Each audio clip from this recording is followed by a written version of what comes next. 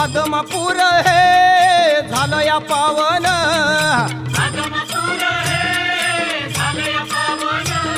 या बाळू मामान केलं या पावन,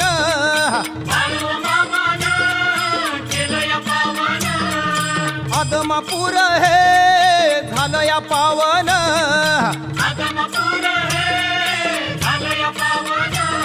या बाळू मामान केलं या पावन.